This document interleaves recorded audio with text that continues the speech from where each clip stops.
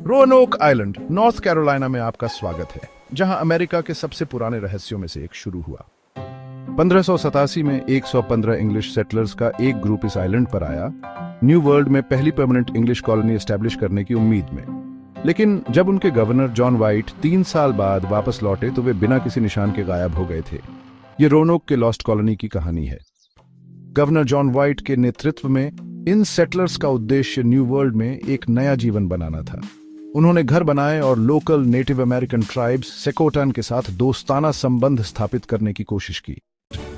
1587 के अंत में जॉन वाइट सप्लाईज इकट्ठा करने के लिए इंग्लैंड वापस चले गए। हालांकि एंग्लो स्पेनिश वॉर ने उनकी वापसी में देरी कर दी और 1590 तक वे रोanoke वापस नहीं जा सके। वापस आने पर वाइट ने कॉलोनी को वीरान पाया, घरों को तोड़ दिया गया था और सेटलर्स का कोई निशान नहीं था। एकमात्र क्लू एक लकड़ी के खंभे पर खुदा हुआ क्रोटोन शब्द था। क्रोटोन रोanoke के साउथ में एक आइलैंड का नाम था, जहां एक ही नाम के एक नेटिव अमेरिकन ट्राइब का घर था। कुछ लोगों का मानना है कि सेटलर्स शरण लेने के लिए वहां चले गए होंगे। सदियों से लॉस्ट कॉलोनी के साथ क्या हुआ, इस बारे में कई थ्योरीज सामने आई हैं।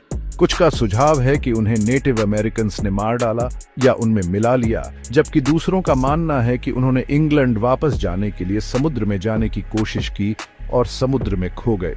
यहां तक कि नेटिव अमेरिकन गांवों में यूरोपियन फीचर्स देखे जाने की कहानियां भी हैं।